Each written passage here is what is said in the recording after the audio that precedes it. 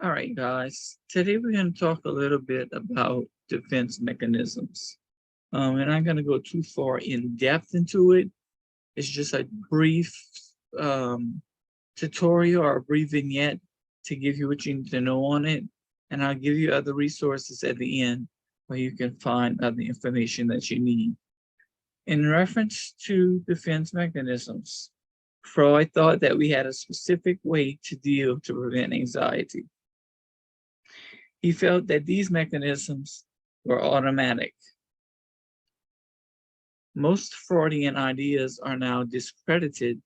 Defense mechanisms, however, are still quite current. Anna Freud did a lot of work on these. First one we're going to start with is denial. This occurs when you know something is true, but pretend it isn't. Very common among drug and alcohol addicts.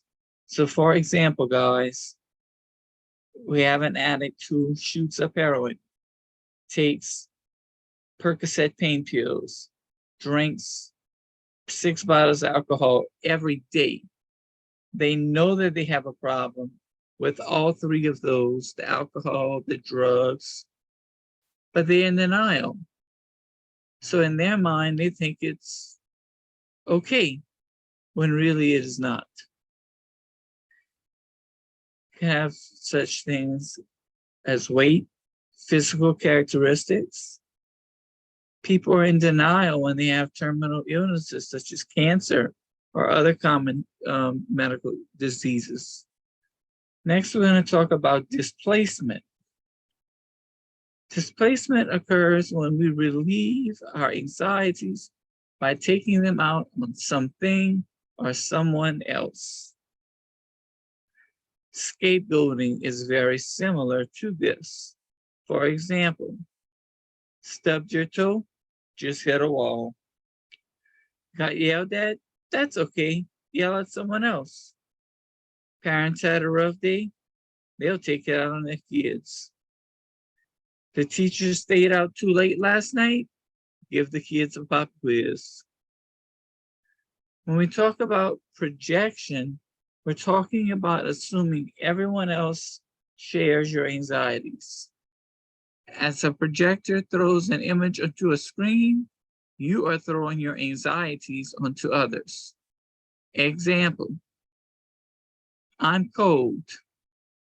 Put on your jacket. Expecting friends to agree on subjective matters, such as movies, favorite foods, etc. Rationalization, taking a ridiculous situation and trying to force it to make sense. Example, you hear a gunshot. You tell yourself that it's a tire popping, fireworks, a door slamming, a popping balloon. When we deal with regression, we're dealing with your anxieties by acting like a child, having immature reactions to things you don't want to cope with, fetal position while getting a beat down, reaction formation. This is one, guys, that I want you to pay attention to. It's not that hard, but some of my clients do get this one confused. So I just want to kind of explain it that you won't get confused when it's time for your test. Reaction formation is having the opposite reaction to the one you're supposed to have. Laughing at a funeral is a prime example. It happens a lot when dealing with grief. Sublimation is finding a positive outlet for negative feelings. Examples, rap in hip hop. Rap in hip hop again. Kurt Cobain, Eminem, Adele, and Taylor Swift's songs about boyfriends who dumped them. Country music, poets, Sylvia Plath, Drew, and Poe. Repression is the act of subconsciously forgetting about events we cannot cope with. Your mind can later recall these very painful memories. A girl in California who witnessed her father murder her friend and repressed it for 30 years. This is a big deal, guys. What do y'all think would be the #1 mental disorder that this girl would have for repressing this, seeing this murder for 30 years and not talking to anyone about it? What type of mental disorder do you think? At least one that she would be diagnosed with. First at the top, 30 years. If you answered post-traumatic stress disorder, you are correct. She will have post-traumatic stress disorder for witnessing her father murder her friend and by repressing it for 30 years.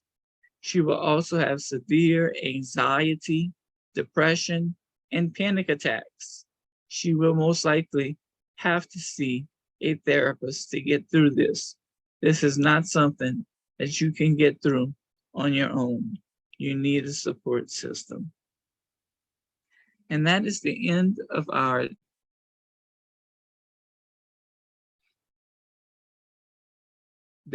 presentation on defense mechanisms. Like I said, these were ones that we touched upon, maybe some of the major ones. You can always go to the APGAR book, and there are the defense mechanisms in the APGAR book. They are listed in my book right after the theories and right before the medication. So just to give you the ones that are listed in the APGAR book, we have acting out, compensation, conversion, decompensation, denial, devaluation, dissociation, displacement, idealization, identification, identification with the aggressor, incorporation, inhibition, introjection, intellectualization, isolation of affect, projection, predictive identification, rationalization, reaction formation, which we talked about, regression, which we talked about, repression, splitting, sublimation, which we talked about, substitution, symbolization, turning against self, and undoing. And again, that can be found in the APGAR book. So I hope that you learned a lot from this presentation. You were able to take some notes and take some scenarios back with you. You'll have the recording to look over, in case I was too fast for you or you missed something. And as always, you can contact me by my email address for World Changers, or you may contact me by my Gmail address, which I also use, DobieLandry@gmail.com. And as always, I thank you for watching. Again, this is Coach Dobie with Academic Coaching for World Changers under the leadership of Dr. Pam Turner, reporting today on defense mechanisms. I hope that you learned a little bit, and I very much look forward to seeing you for the next video. You guys have a great day.